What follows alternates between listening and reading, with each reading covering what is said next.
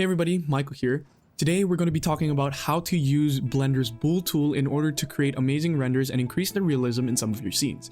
So BoolTools is a Blender add-on that comes pre-packaged with Blender, and I'm going to show you exactly how to activate that add-on here today. So first things first, let's go to Edit, Preferences, and go to Add-ons.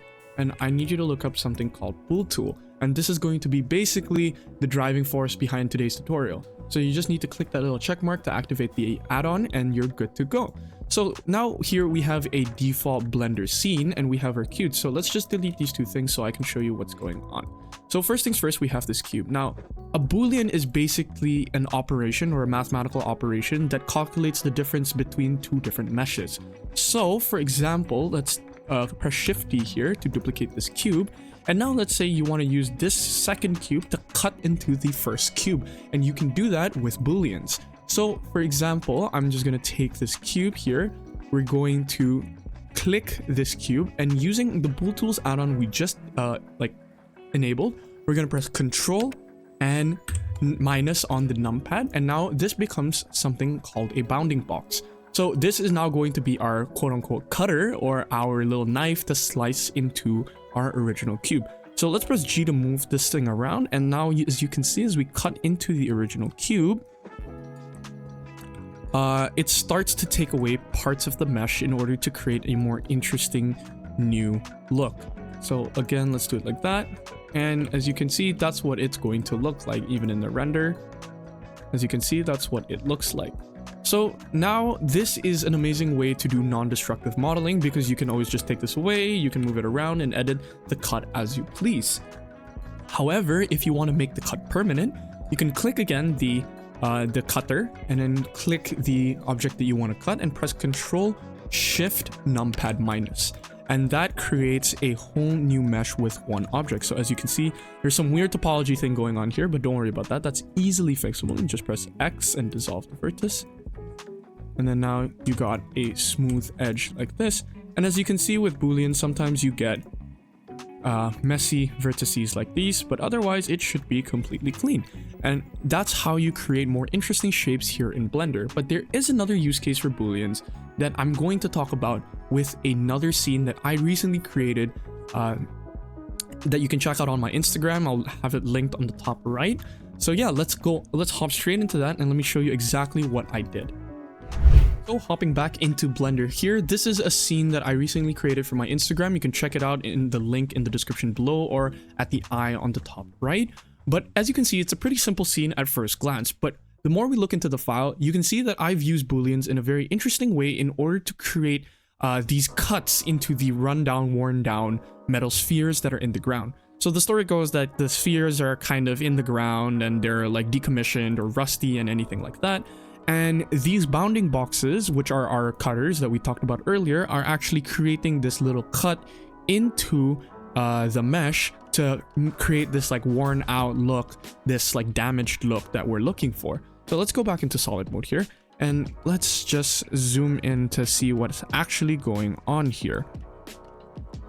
So here is our cutter, and as you can see, as we move it around, it's a bit laggy, but you can see that it cuts the different sections of the sphere, and I'm going to show you exactly how to set this up, especially since the sphere is created with different meshes, and the object is created from completely separate meshes. So what we're going to do is that first things first, let's duplicate this, okay, and I'm going to show you exactly how to set it up. So let's add in a mesh. In this case, I used the UV sphere because I wanted to create a circular cut. And let's add a subdiv modifier at 1. And let's just shade smooth. So first things first, we need to cut from out to in. So we're going to take this outer layer and we're going to do the same exact thing that we did with the previous cube that we did. So what we're going to do is we're going to take the sphere, we're going to shift click the outer layer, we're going to press Control minus. And again, this has now become the cutting object. So as you can see, it's cutting just like that. So now, as you can see, it's only cutting the topmost layer, and that's because the Boolean modifier is only being applied to this topmost layer. So we need to modify this modifier and move it so it gets copied to all the other spheres as well. And that's super simple to do. You just click the cutter again, you click the next layer, Control minus. Again, you just click the next layer and Control minus. And then now you're free to move this however you want and create whatever scene you want. A couple of things that you need to keep in mind is that first of all, you need to make sure that you shade this smooth. If you shade it flat, you're going to see that the inside of the object that you're cutting is going to have these planes that are visible to your camera. So again, remember to make the cutter smooth. Another thing that I recommend that you guys do is that you need to texture the cutting box sometimes. So in this case, it's not too bad because it already has a texture, I believe. No, it doesn't have a texture. Sorry.